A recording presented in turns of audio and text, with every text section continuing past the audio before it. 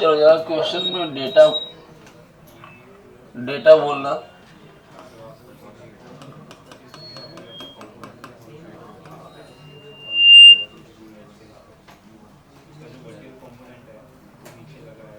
Data बोलो जरा।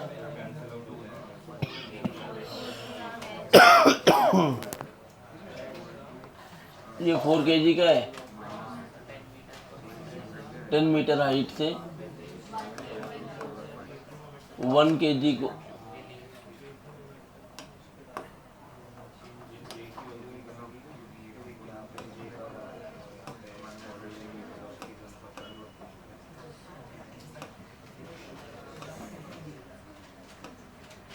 हाँ? 2 नंबर है ही नहीं क्या? रिलीज किया ना यहाँ से, ई दिया है यहाँ।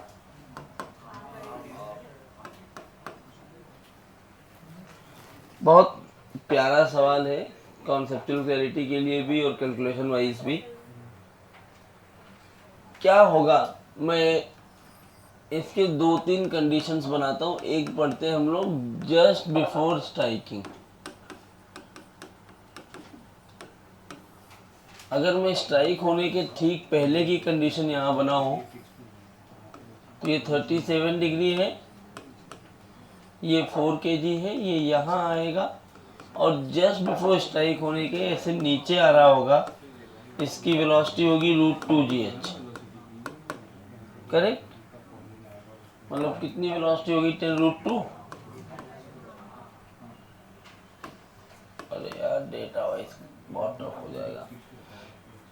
ठीक, लाइन ऑफ इम्पैक्ट कौन सा आ रहा है? ये है लाइन ऑफ इम्पैक्ट। ठीक है, कोलाइड होने के बाद क्या होगा ना, जब ये स्ट्राइक कर जाएंगे कोलिजन के बाद, जस्ट आफ्टर स्ट्राइक। ठीक है, तो अगर मैं जस्ट आफ्टर स्ट्राइक की बात करूं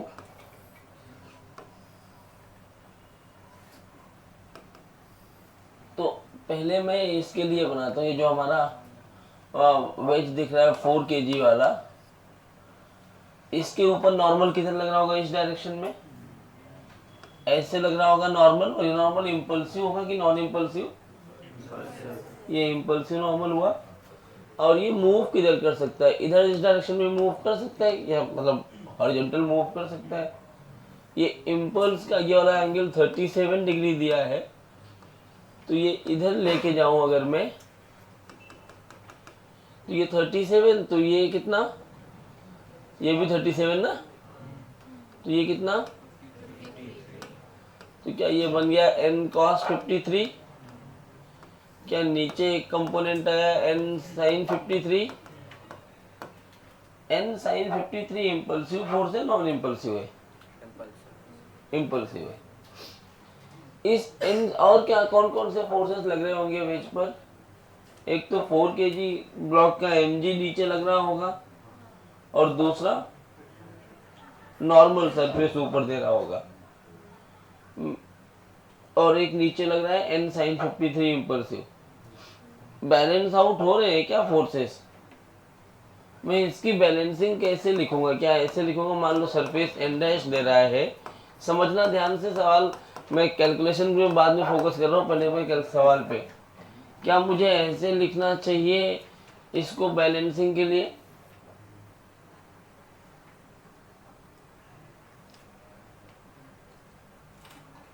लिख सकते हैं? नहीं लिख सकते? नहीं लिख पाएंगे, क्योंकि mg तो बहुत कम है ना। ये इम्पल्सिव फोर्स है, इसको बैलेंस आउट करने के लिए जो ये वाला फोर्स आएगा वो कैसा होना चाहिए? इम्पल्सिव। तो यहाँ पर नीचे से भी एक n डैश लगा, ये भी कैसा फोर्स है?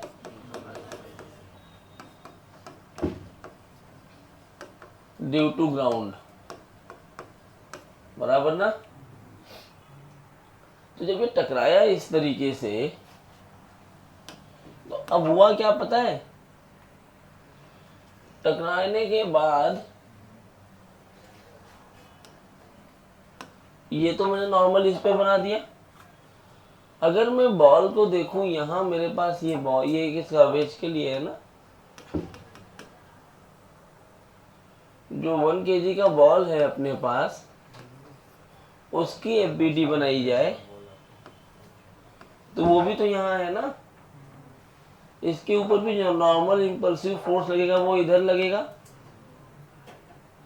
क्या इसके पास भी दो कंपोनेंट होंगे? इस नॉर्मल को देखोगे, ये इम्पल्सिव है, इसके पास एक कंपोनेंट इधर आएगा और एक कंपोनेंट इधर आएगा। अब समझना, यही गलती हो जाती है। जब ये भी मूव करने लगा ना, तो यहाँ इसके जो, इसका जो वर्टिकल कंपोनेंट था उसको बैलेंस आउट कौन कर रहा है? सरफेस जो नॉर्मल दिया। यहाँ जो नॉर्मल दिया, इसके दो कंपोनेंट बने और अनफॉर्चुनेटली यहाँ पर एक mg लग रहा है। mg नॉर्मल के वर्टिकल कंपोनेंट को कभी बैलेंस नहीं कर पाएगा। mg नॉन इम्पल्सिव, और ये वाला फोर्स कैसा हो गया? इम्पल्सिव। तो इसके ऊपर दोनों फोर्सेस बैलेंस आउट नहीं हो पा रहे, इसके दोनों भी फोर्स बैलेंस आउट नहीं हो पा रहे। अगर ये दोनों फोर्सेस बैलेंस आउट नहीं हो पा रहे ना बच्चों, तो ये वाला एंगल अगर अपने को 37 दिया, तो क्या ये भी 37? क्या ये 53? क्या ये 37? तो ये कितना हो गया? और ये कौन होगा? दिख रहा है ना सबको? मैं थोड़ा सा टाइम कम है, बातें नहीं समझ में आ रहा है, दिख रहा है ना सबको? n sin 53। तो ये n sin 53 भी तो इम्पल्सिव फोर्स है, तो इसको फोर्सफुली इधर लेके जाने की कोशिश करेगा। सॉरी, n sin 37, और n cos 37 उसको ऐसे ऊपर ले जाने की कोशिश करेगा। अल्टीमेटली वेलोसिटी आएगी नॉर्मल के इम्पैक्ट के अलोंग। लेकिन यहाँ एक और दिक्कत हो सकती है कि अगर ये वाला इम्पल्सिव फोर्स का कंपोनेंट ज्यादा हो गया, तो नॉर्मल के अलोंग वेलोसिटी चेंज हुई ना, लेकिन नेट वेलोसिटी किसी और डायरेक्शन में भी चेंज हो सकती है। नहीं समझ आया? जैसे एक कंपोनेंट इधर बनाया, एक इधर बनाया, ये वाला ज्यादा फोर्स है तो इधर वेलोसिटी ज्यादा हो जाएगी ना, ये वाला वेलोसिटी कम हो गया तो नॉर्मल ऐसे के, नॉर्मल की लाइन तो ये है, तो क्या नेट वेलोसिटी ऐसे कहीं भी जा सकती है? फंस जाओगे ना। इसलिए इन सवालों को सॉल्व करने के लिए एक सिंगल डायरेक्शन में वेलोसिटी नहीं बना सकते। जब वेज भी मूव करे तो नॉर्मल जितने भी इम्पल्सिव फोर्सेस आपको ऐसे दिखे कि ये सारे इम्पल्सिव फोर्सेस हैं और ये फोर्सेस बैलेंस आउट नहीं हो रहे, तो हर डायरेक्शन में वेलोसिटी मारिए। क्या करिए? हर डायरेक्शन में वेलोसिटी। इसको हमने क्या v1 मान लिया है, तो ये मान लो v2 से इधर जा रहा है हॉरिजॉन्टल में, और वर्टिकल में इसकी क्या वेलोसिटी आ गई?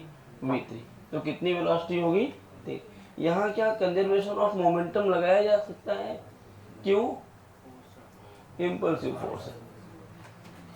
अब एक एक के लिए मैं, अब खत्म हो गया, सवाल खत्म है। एक एक के लिए ना मैं वो लिखता हूँ, वो, हाँ, impulse is equal to change in momentum. BD बन गया। तो वेज के लिए लिखो, तो वेज के लिए इम्पल्स कितना होगा जो चला रहा है इसको? n cos 53 dt, यही तो इम्पल्स होता है। This is equal to change in momentum. Momentum में चेंज, पहले तो वेज रुका हुआ था, डायरेक्टली लिख सकते हैं क्या ये? यार ना देखो, n dt क्या है? n dt पूरा इम्पल्स है। आपको अगर अच्छे से लिखना, मतलब चाहते हो कि ये इतना लंबा ना दिखे, तो n dt की जगह आप इम्पल्स j लिख सकते हो, तो दिखने में आसानी होगी, कोई दिक्कत नहीं है, चीज यही है। दूसरा, अगर मैं हॉरिजॉन्टल डायरेक्शन में लिखूं, तो ये बॉल पहले इधर जा रहा है 10√2 से, टकराने के बाद आप देखो तो इस लाइन के अलोंग, मतलब ये जो n cos 37 है, इसके अलोंग पहले वेलोसिटी है, साइन के अलोंग कोई वेलोसिटी नहीं है। क्या बाद में आ गया? तो दूसरा इक्वेशन तो मैं ये भी लिख सकता हूँ ना, n sin 37 dt is equal to 1 into v2। यार अगर आप ध्यान से देखेंगे, cos 53 और sin 37 दोनों की वैल्यू एक ही है। यहाँ से तुम्हें इनके बीच में इक्वेशन मिल गया, v2 is equal to 4v1। ठीक। तीसरा जब मैं लिखूंगा तो this is n cos 37 dt is equal to 1 into V2 नहीं V3 माइनस 1 इंटू 10√2 है ना, माइनस 10√2 क्योंकि नीचे की तरफ है। तो n dt times of cos 37 V3 plus 10√2। कितने वेरिएबल दिख रहे हैं बच्चों? जितने वेरिएबल उतने इक्वेशन मिल गए क्या? इन दोनों में देखो, मतलब सवाल खत्म हो गया है। ये तो तुम्हारे पास पहले से लिखा हुआ है ना, इसको हटा दूं। एक और सवाल आएगा, एक इक्वेशन और बनेगी देखो, क्योंकि वेरिएबल 4 है तुम्हारे पास। एक इम्पल्स वेरिएबल है, इम्पल्स वेरिएबल है ना, और दूसरा कौन है? V1 V2 V3। तो एक और इक्वेशन चाहिए, वो कहाँ से लाएं? E की वैल्यू हाफ दी है, तो क्या velocity of separation upon velocity of approach लगा दूं? चलेगा? अब इसमें along the line of impact लगता है ये चीजें। तो लाइन ऑफ इम्पैक्ट कौन सी लाइन है? ये वाली लाइन। इसके अलोंग एक इक्वेशन, ये ना जनरली देखो तुम्हें जितना आसान दिख रहा था उतना आसान है नहीं, कैलकुलेशन वाइज भी टफ है और अंडरस्टैंडिंग वाइज इस पॉइंट पे बहुत बड़ी प्रॉब्लम होती है। हम जनरली इस लाइन पे वेलोसिटी लेके सॉल्व कर लेते हैं।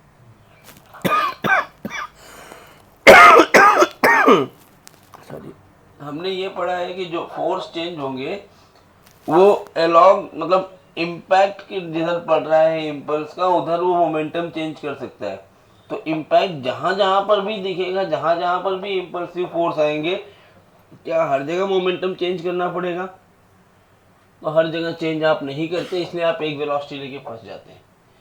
लास्ट भी जो ये वाला इक्वेशन भी ई वाला लिखना है, इसमें भी आप फंसते हैं, गलत लिख देते हैं। वेलोसिटी ऑफ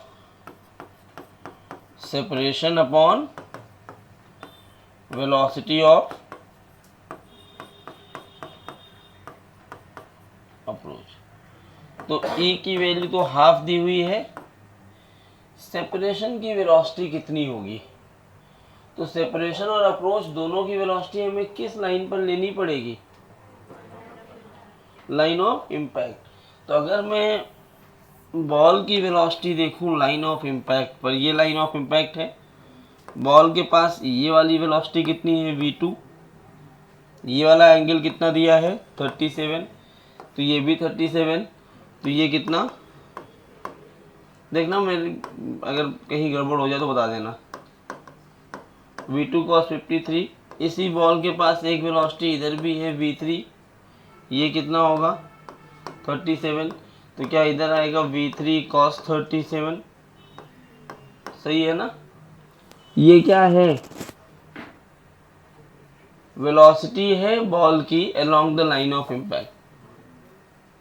ऐसे ही ये जो वेज है, इसी में बना दूं चलेगा? वेज किधर मूव कर रहा है? इधर।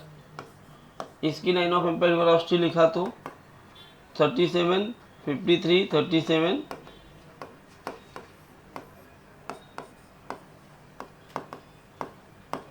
Sorry V1। तो सेपरेशन की वेलोसिटी लिखने का क्या तरीका होता है?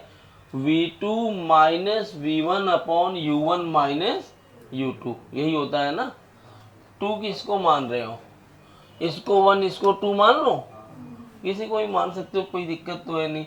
V2 माइनस V1 अगर लिखना है तो उसकी वेलोसिटी कितनी है? V1 cos 53 है, V1 cos 53 माइनस में लेफ्ट जा रहा है, माइनस V1 तो राइट में ही है, अब V1 भी लिखने में यहाँ पर भी गलती होती है, ये इक्वेशन में भी लाइन ऑफ इम्पैक्ट में आप नहीं लिखते, या लिखते भी हो तो एक का कंपोनेंट ले लेते हो। V2 cos 53 minus V3 cos 37 upon U1 minus U2। तो U1 मतलब टकराने के पहले, तो टकराने के पहले कितनी वेलोसिटी थी, 10√2 ना, ये वाली। तो लाइन ऑफ इम्पैक्ट के अलोंग इसकी वेलोसिटी कितनी हो जाएगी, 53 मतलब 10√2 cos 37। सही है ना। तो V2 minus upon U1 minus U2 मतलब माइनस 10√2 cos 37। ठीक, और ये तो जीरो ही था। तो एक इक्वेशन यहाँ से बन के तैयार हुई दोस्त। अब 4 वेरिएबल है, 4 इक्वेशन है, आप सॉल्व कर पाओगे। 5 मत काउंट कर लेना कि एन डी टी भी एक वेरिएबल है, ऐसा आप मत काउंट करना।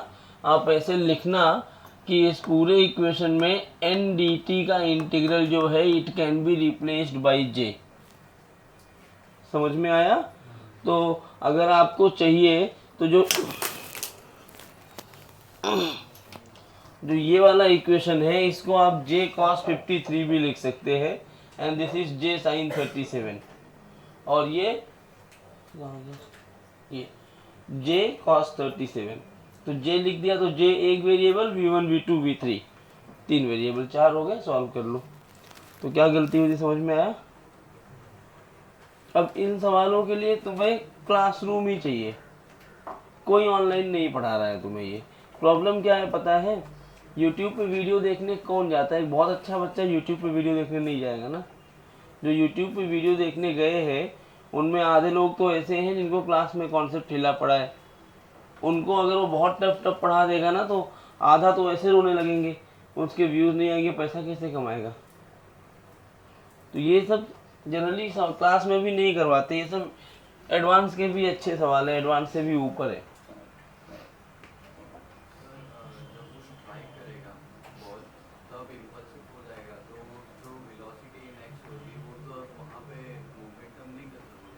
मोमेंटम कहीं भी कंजर्व नहीं हुआ ना, मैं नहीं, कहीं भी नहीं, क्योंकि इसमें x में भी n sin 37 इम्पल्सिव फोर्स लग रहा है, और जब इम्पल्स आ गया तो मोमेंटम कंजर्व हो ही नहीं सकता। ठीक है, तो लिख देना in this question momentum is not conserve in any of the axis. चलो इसको सॉल्व करिए, मैं 1 मिनट में आया। 4 घंटे तो होगा ही, 4 घंटे होगा ही। अरे मैं तबीयत ठीक नहीं है, मैं क्लास में हूँ, तू आ जा यार। 3:30 तक होगा, 11:30 से लेक्चर है ना। अब तुम ही लोग लेट आते हो ना, तो क्या किया जाए। अरे वाह वाह, बहुत ज़्यादा यार। ले लूँगा, तुम आओ। मारूंगा, मैं क्लास में ही हूँ। अरे मैं रूबी का क्लास ले रहा हूँ, आके पूछ लेना। हाँ, क्या हुआ, बोलो बोलो। नहीं नहीं, मैं लोग क्लास के बाहर आ गया हूँ, मैं क्लास में हूँ, बोलो।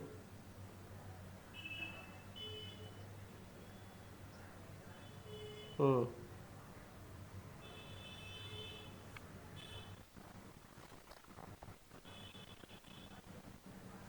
हाँ,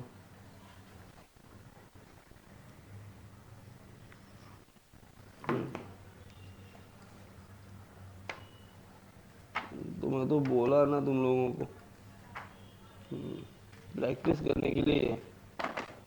और BM शर्मा, तुम जिससे भी सुनोगे इतने एस्पिरेंट होंगे ना कि BM शर्मा को कोई ख़राब बुक तो नहीं बोलता ना, सब बोलते हैं सिंगे जी करो।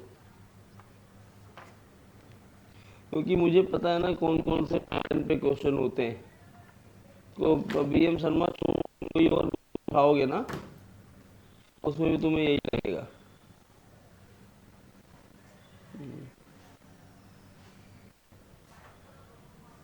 बोलो। ठीक है, आ जाना। बाय।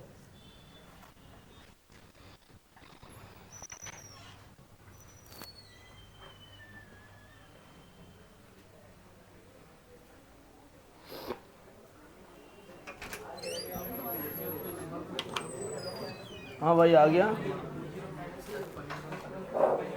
ठीक है, अभी इक्वेशन बन गया है, आप लिख लो, टाइम वेस्ट नहीं करते, इसको घर पे सॉल्व कर सकते हो।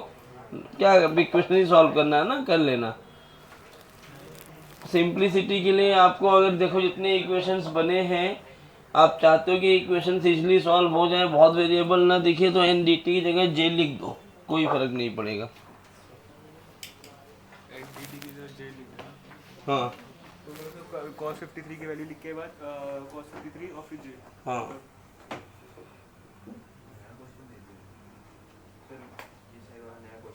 नहीं नहीं नहीं, उसी क्वेश्चन को सॉल्व किया है ना ई लिखने के लिए। जब पढ़ा था सो रहे थे क्या? नया क्वेश्चन कैसे?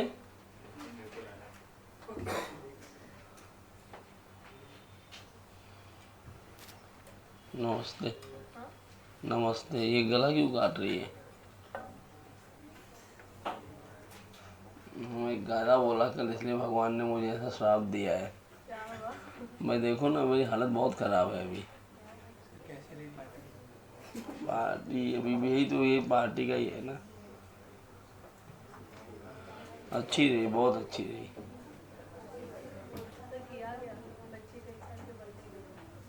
बर्थडे कराया? कौन सेलिब्रेट करवाया? सेलिब्रेशन में हमारा जो क्लब हाउस है उसको डेकोरेट करवाया, केक कटिंग हुई, खाना खिलाया लोगों को।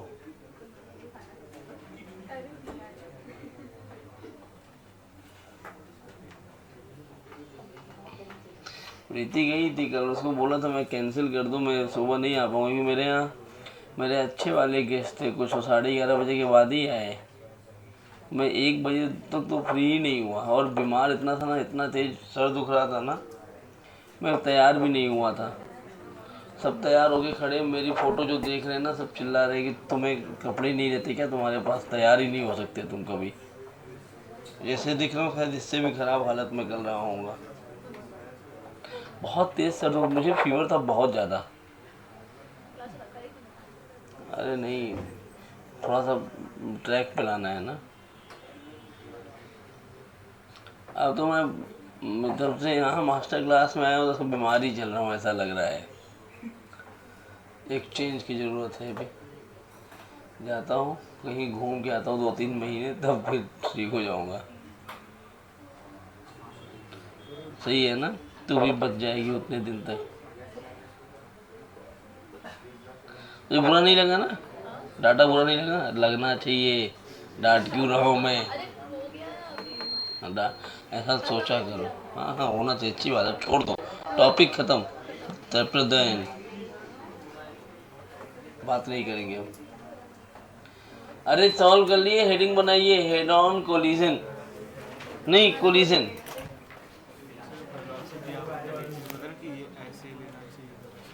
लाइन ऑफ इम्पैक्ट में रहना चाहिए ना। हाँ,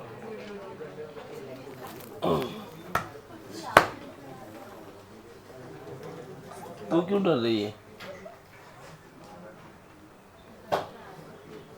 और मिश्रा, सारी मस्ती बहुत हो रही है तुम्हारी, सुन रहा हूँ।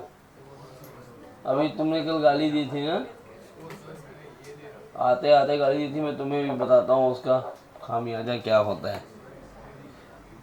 अब की बार बेल्ट नहीं पड़ेगा, चलती गाड़ी में से गेट खोल के धक्का दे देंगे तुम्हें सब। किसी को भी देर से गाली दे रहे थे ना।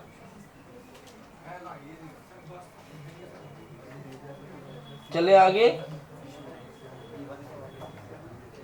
आओ देखो,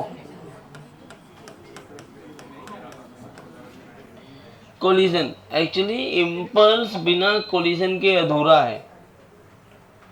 कोलाइड करने के बिना आप इम्पल्स आ ही नहीं सकता।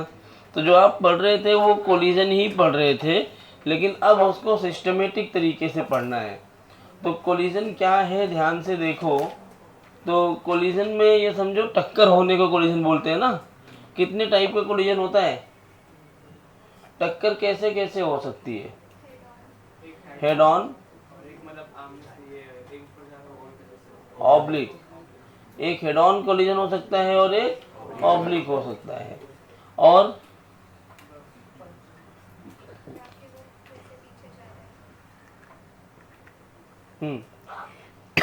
उसको क्या बोलेंगे?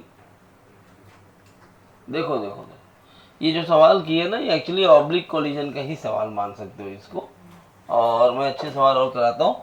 कोलिजन को जब हम डिफाइन करना चाहते हैं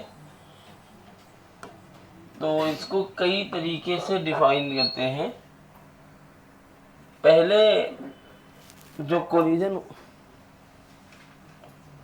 कोलिजन होता है ना, बेस्ड ऑन, या क्या लिखूं मैं, कोलिजन दो टाइप के जो हेड ऑन कोलिजन और ऑब्लिक पड़े हो, एक है इलास्टिक, इन इलास्टिक और प्लास्टिक भी होता है। हाँ, तो कोलिजन अलग तरीके से होते हैं। तो कोलिजन दिखाना है अगर,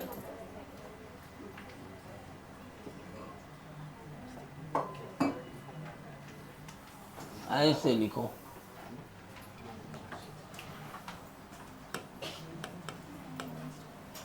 हेड ऑन कोलिजन,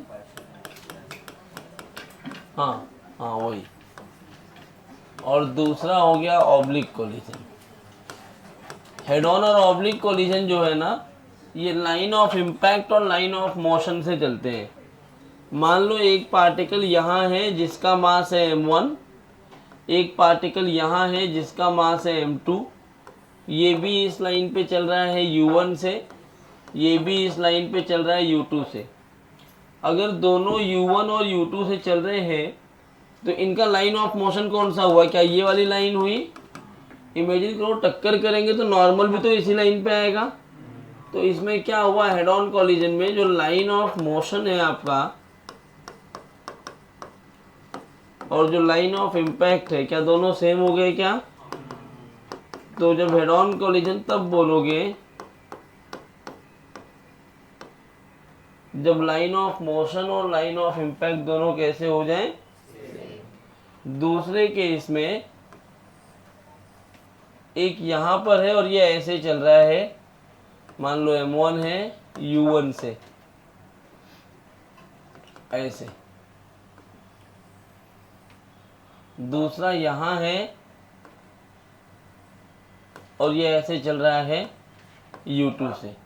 तो ये लाइन कौन हो गई इसकी? इसको बोलते हैं line of motion. Line of impact कैसे आएगा?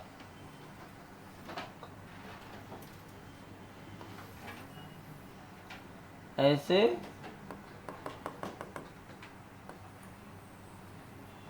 ऐसे टकराए तो क्या ये इम्पैक्ट वाली लाइन है? तो ये लाइन ऑफ इम्पैक्ट है। आपको दिख रहा है लाइन ऑफ मोशन और लाइन ऑफ इम्पैक्ट दोनों अलग अलग हो गए हैं। तो जब लाइन ऑफ मोशन और लाइन ऑफ इम्पैक्ट दोनों अलग अलग होते हैं तो उनको हम क्या बोलेंगे? Oblique collision. क्या बोलेंगे? तो ऑब्लिक कोलिजन में लाइन ऑफ मोशन एंड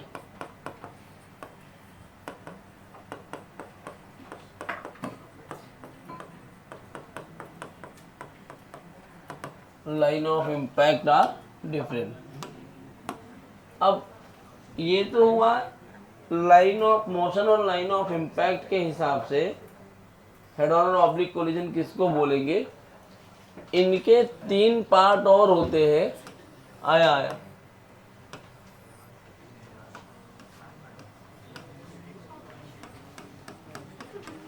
एक होता है elastic collision.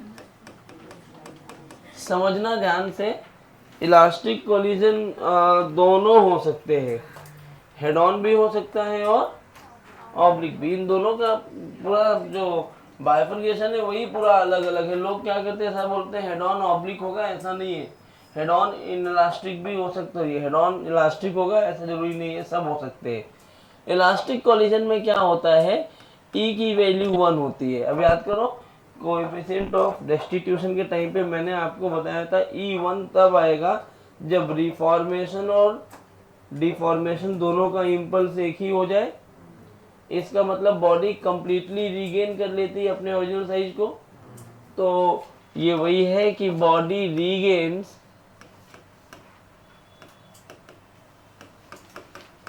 It's original dimension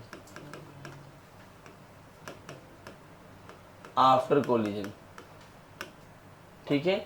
अच्छा, अगर बॉडी रीगेन कर रही है ओरिजिनल डायमेंशन को, जो देखो ये u1 से चल रहा है, u2 से इनकी टक्कर हुई और ये पूरा रीगेन कर लिया, इसका मतलब there is no loss of energy. तो अगर नो लॉस ऑफ एनर्जी तो जो नेट एनर्जी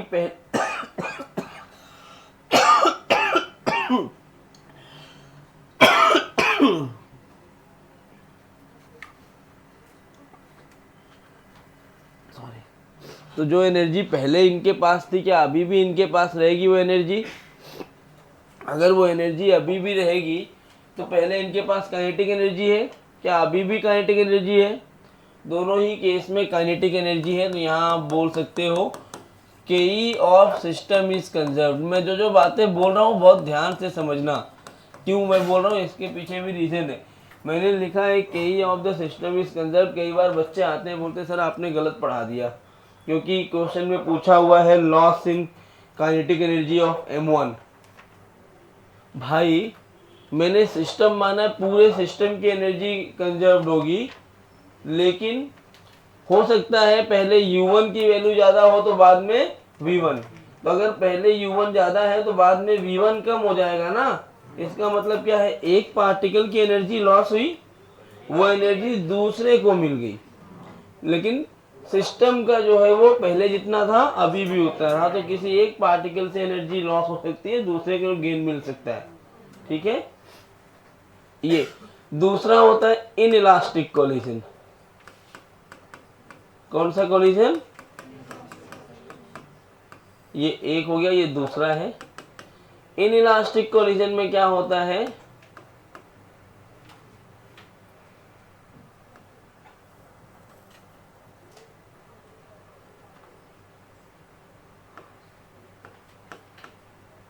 बॉडी जो होती है ना वो डिफॉर्म हो जाती है परमानेंटली। परमानेंट डिफॉर्मेशन हो गया मतलब रीगेन तो किया ही नहीं। पहले एक u1 से चल रहा है, दूसरा u2 से, बाद में जो रिफॉर्मेशन वाला इम्पल्स कब आता है, दोनों की वेलोसिटी कॉमन हो जाए। कॉमन वेलोसिटी के आगे ये लोग गए ही नहीं, इसका मतलब लॉस हो गया एनर्जी का। क्या हो गया? There is a loss in kinetic energy. अच्छा, मैंने बताया आपको, नहीं बताया तो ये बताया ना कि इन इलास्टिक कोलिजन में मतलब जब ई की वैल्यू 0 होती है, इसका मतलब क्या होता है, क्या बॉडी चिपक गई एक दूसरे से? लिखवाया ना मैंने, ये लाइन ऑफ इम्पैक्ट के अलॉन्ग दोनों की वेलोसिटी इक्वल हो गई है, यही मतलब है। अलग अलग भी हो सकते हैं वो। तीसरा होता है पार्शियली इलास्टिक। अब इसमें कुछ लिखने की जरूरत नहीं है। पार्शियली इलास्टिक आप जानते हैं, न तो कंप्लीटली इलास्टिक है, इसमें ई की वैल्यू 0 होती है। यहाँ ई की वैल्यू 0 से बड़ा लेकिन 1 से छोटा। ठीक है, इसको नोट कर लीजिए। मैं आया 1 मिनट में आपको एक टॉपिक करा दूंगा, ये खत्म हो गया कोलिजन।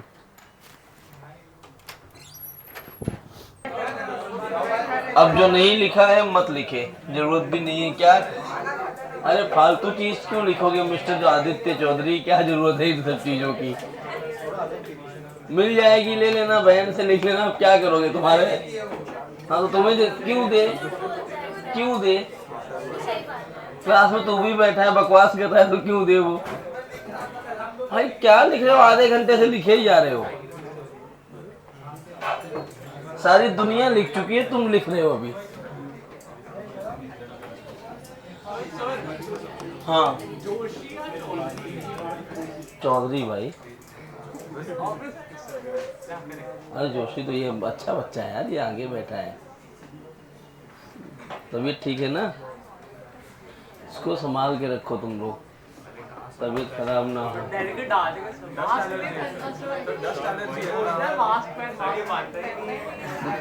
तू क्यों उसके सामने आ रहा है? सबसे बड़ा डस्ट पार्टिकल तू ही है। साले जाके घर पे सो जाता है। घर पे क्यों सोते हो तुम लोग? रात में सो के तब घर जाओ। पटरी में सो जाओ ट्रेन की, क्या दिक्कत है?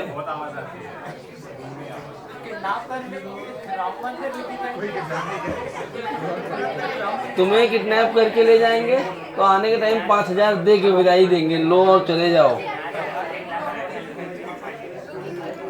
चलो बस। अगर मुझे फोन कर मैं बोलूंगा एक उंगली काट के भेजो, पहले देखूं वही है कि नहीं। हेड ऑन कोलिजन का जनरलाइज्ड कॉन्सेप्ट पढ़ते हैं। अच्छा कॉन्सेप्ट है। बस बस बस, अब मस्ती खत्म। जनरलाइज्ड कॉन्सेप्ट है, एक ऐसा फार्मूला बना रहे हैं जो हर जगह काम आएगा। मान लो एक ब्लॉक है या एक ऑब्जेक्ट है M1, दूसरा ऑब्जेक्ट है M2। ये U1 से इधर जा रहा है और ये U2 से इधर जा रहा है। जा सकता है? अच्छा, इन सब के पहले ना बहुत अच्छी बुक अगर आप सॉल्व करते हो, नॉर्मल बुक में नहीं मिलता, इम्पैक्ट पैरामीटर नाम की एक चीज मिलती है। इम्पैक्ट पैरामीटर किसको बोलते, मैं नहीं लिख रहा हूं, खाली यही समझा रहा हूं। ये एक ऑब्जेक्ट ऐसे जा रहा है, लाइन ऑफ मोशन ये रहा, इसका लाइन ऑफ मोशन ये रहा। इन दोनों लाइन ऑफ मोशन के बीच में जो ये परपेंडिकुलर डिस्टेंस होता है, जिसको हम b बोल रहे हैं, this is your impact parameter. तो इम्पैक्ट पैरामीटर क्या है? ऑब्लिक कोलिजन में आता है। लिख लेना, इस b को हम नाम देते हैं इम्पैक्ट पैरामीटर। इम्पैक्ट पैरामीटर है perpendicular distance between the line of motion of objects. बहुत कम यूज करते हैं, लेकिन कभी टेक्निकल वर्ड यूज करें तो आपको पता होना चाहिए कि इम्पैक्ट पैरामीटर क्या है।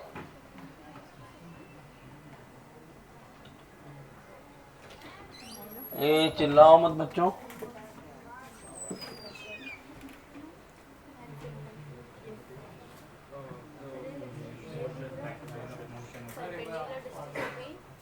Between the line of motion of objects.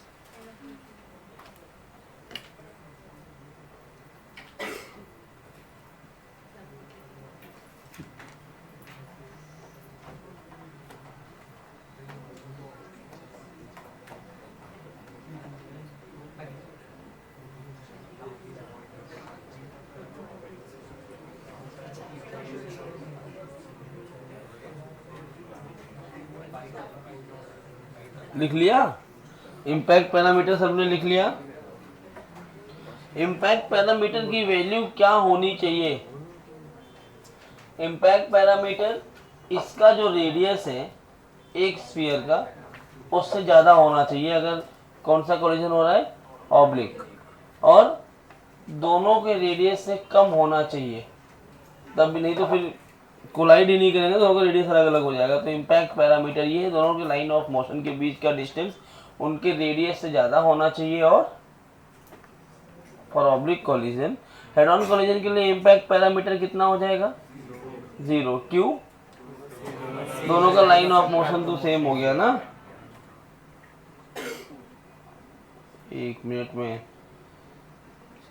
हाँ चाहिए, चलो कर देता हूँ आज। नीट वाले निकल गए यार।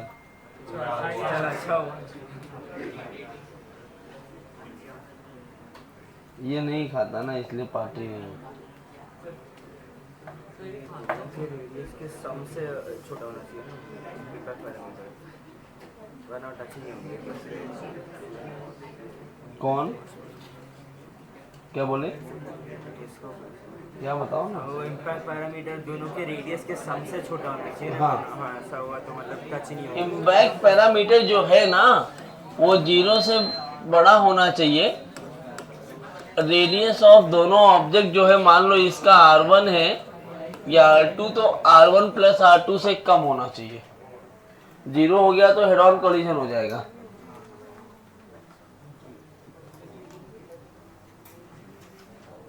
इक्वल भी हो सकता है ना। हाँ वो बाद में ये पॉइंट पे टच करेंगे। बस ये छोटी छोटी बातें हैं, इनको जानते रहोगे तो तुम्हारे काम में आएंगी कभी कभी। तो ठीक। हेलो मैम, क्या बात? तुझे आगे बैठा दूंगा मैं। खाली कैसे ढापी? तो वही तो दिक्कत है ना। ट्रेन में कभी सफर किया है? जब आप ट्रेन में जाते हो, जब तक टीसी नहीं आता ना, तब तक अपनी सीट छोड़ के आप हटते हो ना, तो टीसी सोच लेता है कि ये आया ही नहीं है और किसी और को बेच देता तुम्हारी सीट। तो टीसी में था, मेरे आने के पहले तो अपनी सीट छोड़ के क्यों चली गई? मेरे आने के बाद बात कर लेती। और तब तो कर नहीं पाती। हेड ऑन कोलिजन में ये U1 U2 है, कंडीशन दिया है U1 बड़ा है U2 से, तभी तो कोलाइड करेंगे ना ये। जस्ट बिफोर कोलिजन, कोलिजन हुआ कैसे? ड्यूरिंग कोलिजन ये कंडीशन बन गई कि ये M1 रहा और ये M2 रहा, और जब ये कोलाइड कर रहे हैं ना बच्चों, यहाँ पे कोएफिशिएंट ऑफ रेस्टिट्यूशन E है, मतलब E की वैल्यू डिसाइड करेगी ये इलास्टिक है, इनइलास्टिक है या फिर पार्शियली इलास्टिक है। अच्छा, इनइलास्टिक को ही प्लास्टिक कोलिजन भी कई बार लिख के आएगा, तो परेशान मत होना। Inelastic collision is also known as plastic collision. और टकराने के बाद ये बॉडी M1 हो गई और ये M2, इसकी वेलोसिटी V1 हो गई और इसकी वेलोसिटी क्या हो गई? V2। जनरली होता क्या है, तुम्हें इन सवालों में M1, M2, U1, U2 पता होता है और वो V1 और V2 पूछते हैं कि टकराने के बाद उनकी वेलोसिटी क्या होगी। जब आप इसको बुक में देखेंगे तो बहुत बड़ा बड़ा फार्मूला दिया हुआ है। हम लोग इस फार्मूले को बहुत छोटा कर लेते हैं। कैसे? इस पूरे में अगर हम देखा जाए तो हमें ये पता है कि E की वैल्यू क्या होगी। पहले U1 को बड़ा माना है तो ये बनेगा V2 माइनस V1 अपॉन, मतलब यहां से हम लिख सकते हैं V2 minus V1 is equal to E times of U1 minus U2। दूसरा इक्वेशन, इस पूरे सिस्टम में F एक्सटर्नल तो 0 है, तो क्या मोमेंटम कंजर्व हो जाएगा? अगर मैं मोमेंटम कंजर्वेशन लगा दूं, दूसरा वाला concept using conservation of momentum, क्या अप्लाई कर रहा हूं मैं? कंजर्वेशन ऑफ, तो ये क्या हो जाएगा? M1 U1 M2 U2 is equal to बाद वाली velocity M1 V1 plus M2। अच्छा, मैं यहाँ कंसिडर कर रहा हूँ कि सब एक ही डायरेक्शन में चल रहे हैं, राइट में, दैट इज वाई हम सारी वेलोसिटीज को पॉजिटिव लेके चल रहे हैं। अगर मान लो ये इधर चल रहा होता लेफ्ट में, तो हमें यहाँ माइनस M2 U2 रखना पड़ता। सही बात है ना? अब देखो यहाँ से मैं इसको ऐसे लिख सकता हूँ क्या? ये इक्वेशन नंबर 2 है। इस वाले इक्वेशन से मैं V2 को लिख दूं V1 plus E U1 minus U2 लिख सकता हूँ। करेक्ट ना? क्या लिख दिया मैंने? V1 plus E U1 minus U2। अब इन दोनों इक्वेशन से ऐसा लिख दो, substituting V2 from equation 2 in equation, sorry, from equation 1 in equation 2। तो ये क्या बन जाएगा? अच्छा, M1 U1 plus M2 U2 दिखने में बहुत बड़ा दिख रहा है, क्यों ना मैं इसको ये लिख दूं P इनिशियल, थोड़ा छोटा दिखेगा। क्या चबा रहा है भाई?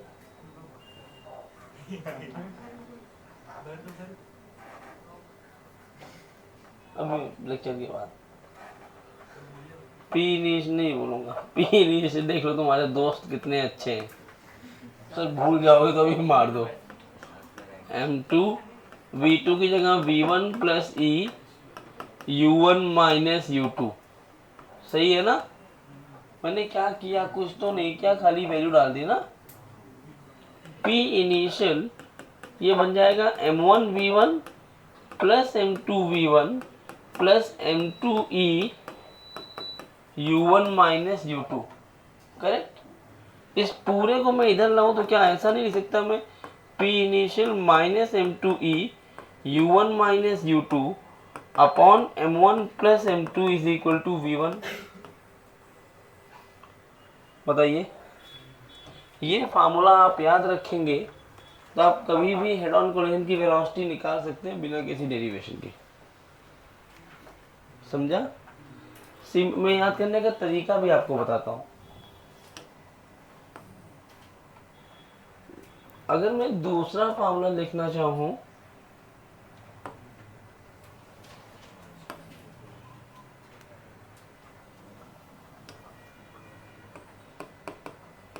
सिमिलरली अगर मुझे V2 लिखना है तो ये बनेगा P इनिशियल। जरा ध्यान से देखो, देख लो यहाँ पे, तुम्हें ट्रिक याद रखें, याद कैसे करना है। जब V1 लिखना था तो यहाँ M2 आया था, जब V2 लिखोगे तो यहाँ M1 आएगा इंटू E। जब V1 लिखा तो मतलब पहले की वेलोसिटी निकाल रहे हो तो पहले में से दूसरे की वेलोसिटी माइनस किया, जब ये निकालोगे तो ये बनेगा U2 माइनस U1, बाकी सब सेम, बाकी सब वैसे का वैसे ही रहेगा।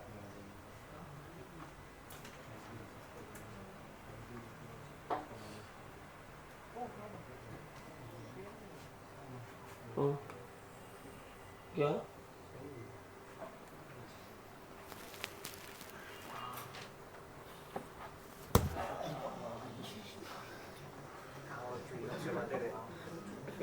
चबाएगा चोट नहीं लगेगी। एक और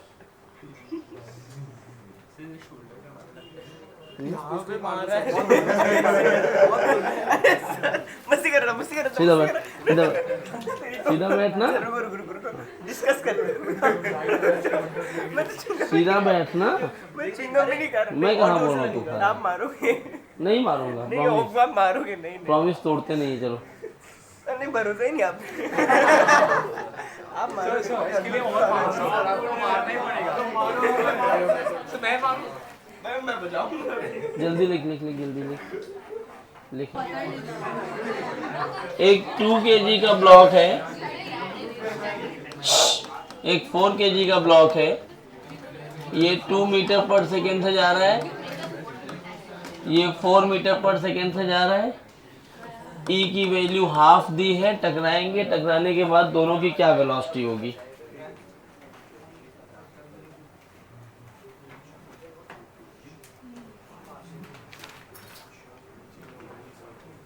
बहुत बड़ा जुर्म कर रही हो, तुम्हारे ऊपर FIR करवाता हूँ मैं,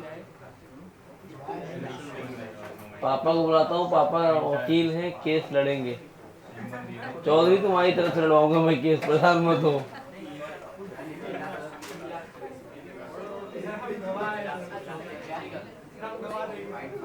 फाइंड V1 V2, सीधा फार्मूले में रखो और आंसर आ जाएगा।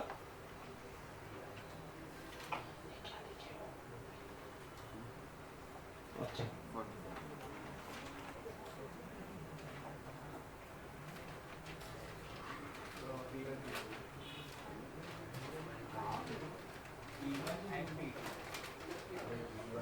P1 P2 कैसे निकालोगे? P1 P2 कौन बोला अभी? P1 P2 कैसे निकलता है? V1 और V2 निकलेगा ना? नहीं, तुम कभी भी क्यों जाते हो? तुम क्या टैंकर वैंकर लेके आ रहे हो क्या? 3 घंटे एक बार बैठ नहीं पाते हो, तुम्हें सुसु पोटी सवारी 3 घंटे में। जेई पेपर देने जा रहे हो, 3 घंटे बैठना पड़ेगा वहां। माहौल बनाओ यहाँ पर भी। आओ देखो, एकदम सिंपल, अब तक तो आ जाना चाहिए था। P इनिशियल क्या आएगा? 2 2 जा 4, 4 4 जा 16, लेकिन 4 माइनस 16 होगा तो -12 आएगा ये।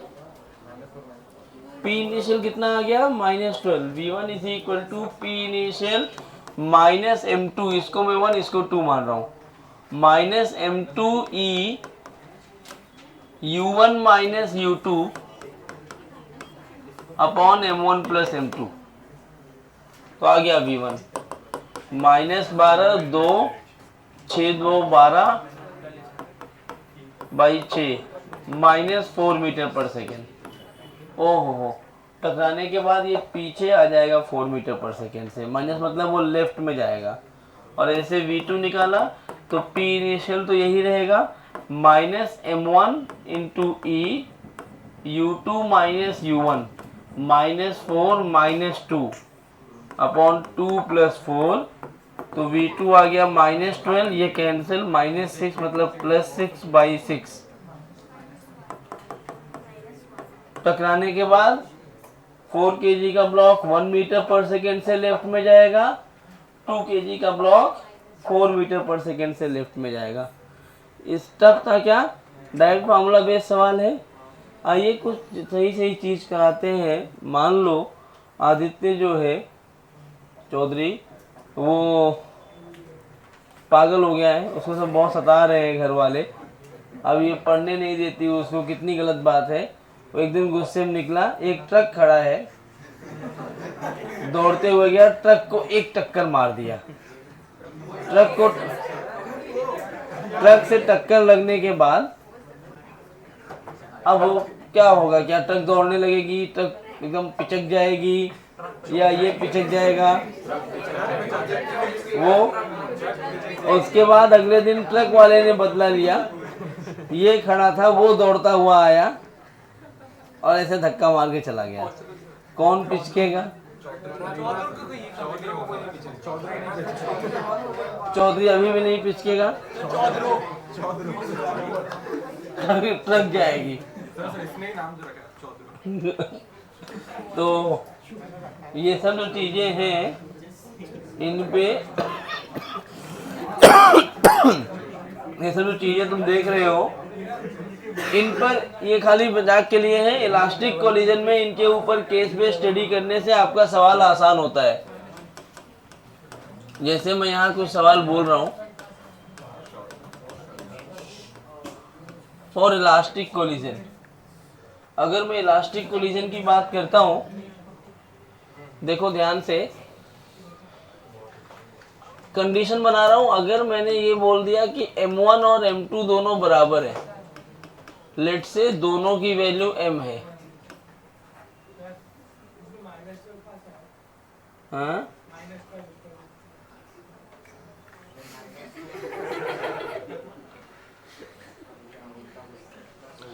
P इनिशियल जानते हो, वही है। जेई वाला से दोस्ती कर लो थोड़ी, नीट वाले अभी इस टॉपिक पे पहुंचे ही नहीं है।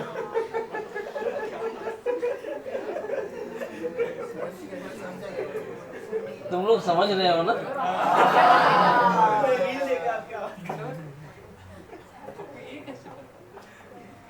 मुझे, मैं ऐसे दूरबीन लगा के बैठा हूँ, सब देख रहा हूँ तुम लोग कब जाके सो जाते हो घर में, कब उठ गए, कब किसके साथ क्या कर रहे हो, सब दिख रहा है मुझे।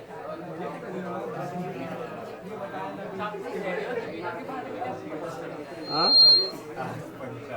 मुझे सब पता, तुम पंचायत मत करो। मैं क्या ना, मुझे ऐसा गॉसिप सुनने में मजा आता है, तो मैं ऐसा ढूंढता रहता हूँ। हाँ,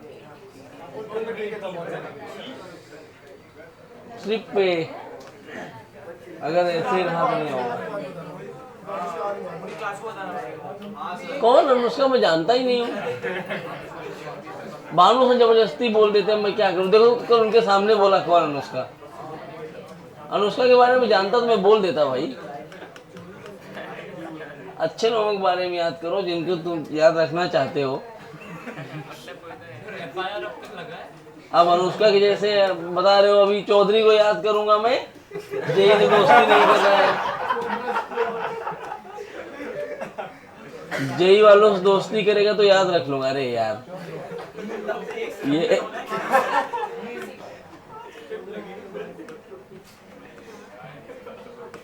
ये U2 से जा रहा है।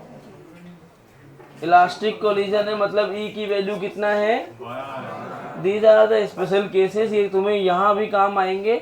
और जब सिंपल हार्मोनिक मोशन पढ़ोगे तो उसमें स्प्रिंग वाले सवाल आते हैं, उसमें भी ये चीज़ काम आती है।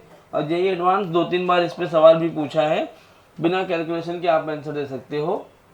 जैसे ये U1 हो गया, ये U2 हो गया। अब मैं यहाँ आपसे पूछूं कि E की वैल्यू तो 1 है, V1 V2 क्या होगा? तो जरा बताओ, मैं V1 क्या लिखूंगा? क्या ये लिखूंगा MU1 प्लस MU2? ये क्या हो गया? ये हो गया तुम्हारा इनिशियल मोमेंटम। क्या हुआ चौधरी? ये इनिशियल मोमेंटम। बोलो क्या हुआ? ये क्या लिखा है? MU1 प्लस चुप बैठो, MU1 प्लस MU2 क्यों लिखा है? क्या है वो? अब भी बताया मैंने, इनिशियल मोमेंटम है सिस्टम का। क्या है ये?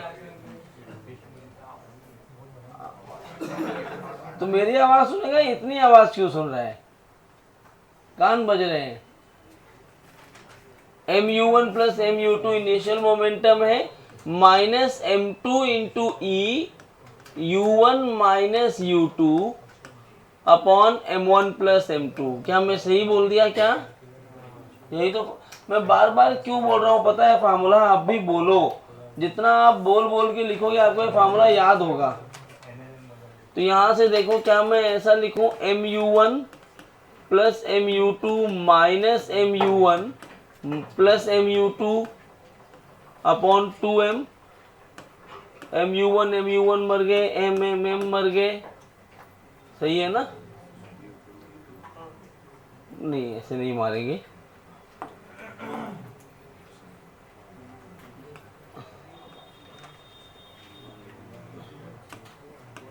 ठीक है ना? ये देखो MU1 plus MU2 minus M2E U1 minus U2 था, तो अंदर मल्टीप्लाई किया माइनस U1 प्लस MU2। अब इन दोनों को जोड़ोगे तो क्या बनेगा? ये 2MU2 बाई 2M। V1 की वैल्यू क्या आ गई? अरे तो जादू की चीज है। अगर आप इसको सॉल्व करते हो तो V2 क्या आएगा? ना भरोसा हो तो अपने बराबर का कोई एक सेम मास का ऑब्जेक्ट लो, टक्कर मार के चेक कर लो। इलास्टिक मारना लेकिन टक्कर। अब कैसे इलास्टिक टक्कर होता है चौधरी बता देगा।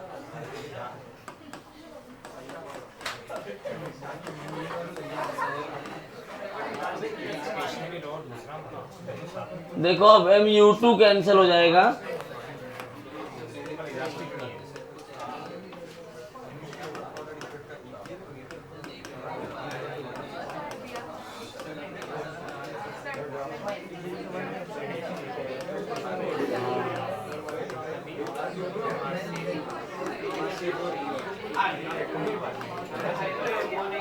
बच्चों आवाज मत करो, बस बस बस। तो यहां से हमें एक चीज समझ में आई, if two equal masses are colliding head on elastically, if two equal masses are colliding head on elastically, then they will interchange their velocity। जब आप सिंपल हार्मोनिक मोशन में एससी वर्मा सॉल्व करेंगे तो क्वेश्चन नंबर 26 से लेके 32 इस पर ही बेस्ड है। क्वेश्चन नंबर 26 है कि one end of a string is attached to a vertical wall, other end is attached with a block of mass m. The stiffness of the spring is K. Another block of mass m is moving on a frictionless track.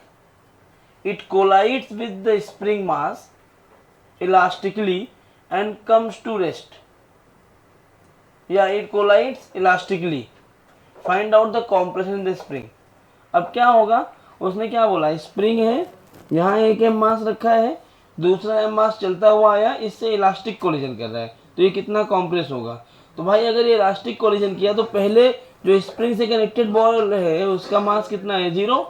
Sorry उसकी velocity कितनी है 0, तो जैसे टकराएगा ये 0 हो गया, ये 0 हुआ तो इसका वेलोसिटी ले लिया, यही कॉन्सेप्ट लगाया, इससे कॉम्प्रेस हुआ। एक सवाल पूछते हैं कितना कॉम्प्रेस हुआ। दूसरा पूछते हैं कि अब वापस आएगा तो ये रुका हुआ है, इसको टक्कर मारेगा, ये इधर चला गया, पूछेगा कि कितनी देर के बाद टक्कर मारेगा। मैं करवाऊंगा मगर नहीं, एसएचएम में नहीं पढ़ा रहा हूँ, एसएचएम के सवाल में ये सब करवाए जाते हैं, आपको करवाएंगे सर आंसर 26 से 32 तक करना। एसएचएम में वैसे एससी वर्मा मैं रिकमेंड नहीं करता हूँ, कुछ जैसे करना भी 36 के ऊपर मत करना।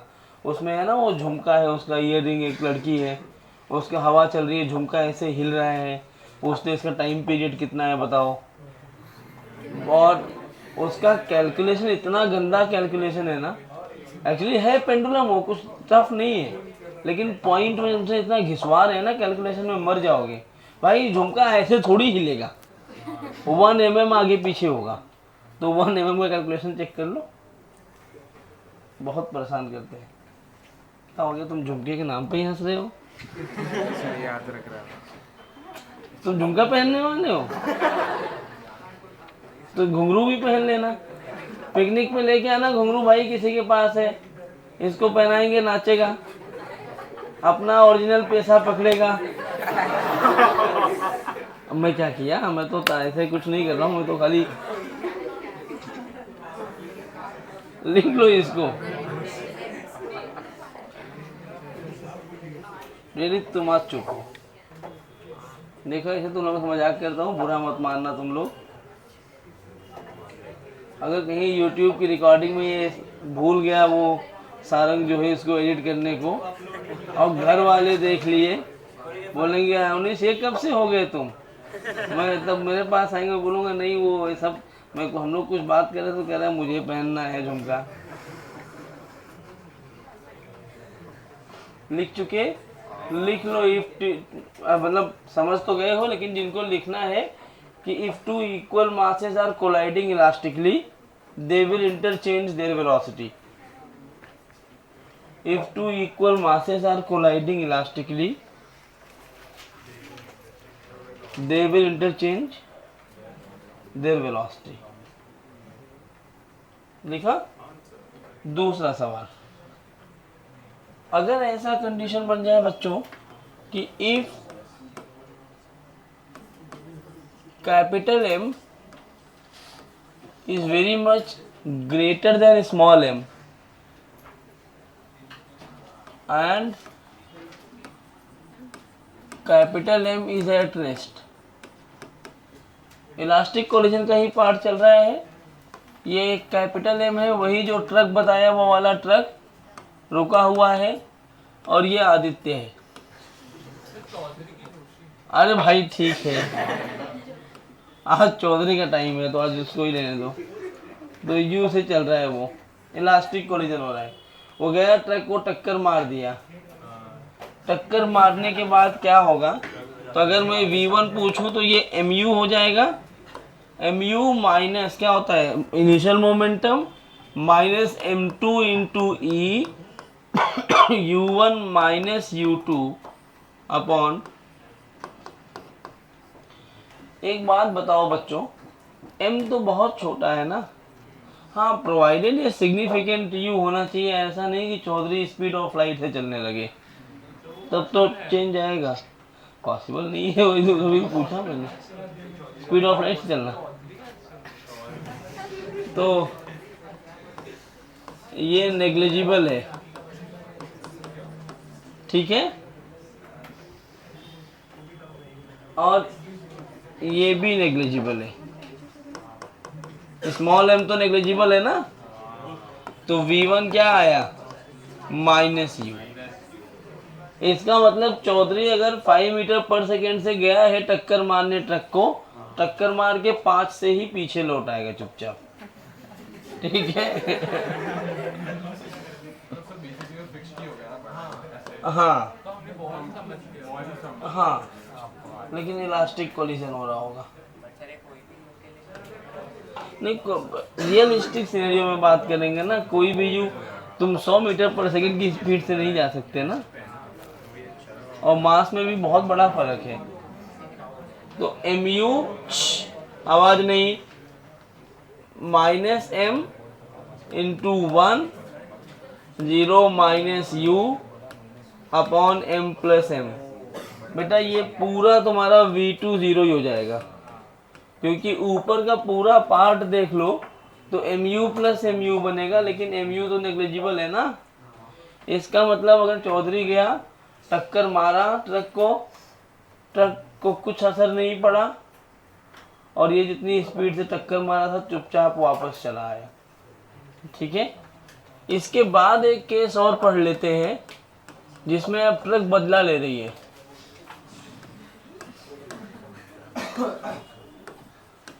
अब स्मॉल एम रेस्ट पे है, मतलब चौधरी, वो बेचारा ऐसे चुपचाप खड़ा था। ट्रक ने बोला कल तू टक्कर मारा था, आज मैं।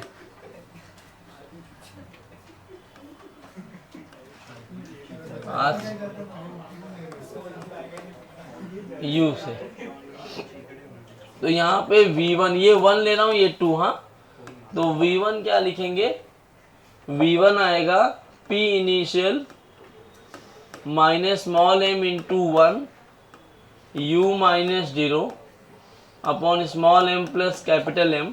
ये पूरा पार्ट और ये पूरा पार्ट, जिसको मैं एरो बना रहा हूँ वो नेग्लिजिबल है। क्या है, तो यहाँ से V1 की वैल्यू क्या आई, ट्रक जो है जिस स्पीड से, मान लो 40 से चल रहा है तो 40 से ही चलता रहेगा। चेंज कहाँ आएगा, देखो V2 क्या लिखोगे, initial momentum minus m2 into 1 0 minus u upon m plus m। ये वाला m हट गया, V2 की वैल्यू आ गई 2u, मतलब चौधरी डबल स्पीड से आगे बढ़ेगा। अब इसको पढ़ के प्रैक्टिकल एक्सपेरिमेंट मत करना, ये न्यूक्लियर टेस्टिंग में यूज़ करते हैं। तो कहीं कोई चोट लगी हो, किसी का एक्सीडेंट हुआ हो, तो वहाँ जाके पूछो भाई साहब आप चल रहे थे, खड़े थे, वो बताया खड़ा था, अच्छा ट्रक ने टक्कर मारी, कहाँ, वहाँ जाके टेप लेके मेजर करो, अच्छा 40 मीटर दूर आया क्या, हवा में इतनी देर रहा था ना ये, और उतने में तुम्हें पीटेगा वो मुर्दा भी, उठ के पीटने लगेगा। तो ये कंडीशन से तुम्हारे सवाल बहुत आसान हो जाते हैं कई जगह पर। एक दो सवाल और करवाता हूँ। देखो बेटा, DPP 2 तक होमवर्क दे रखा है क्या मैंने, DPP 2 में कुछ क्वेश्चंस बाकी थे, वो खत्म कर लेना। DPP 3 पूरा कर लेना। सुन लो,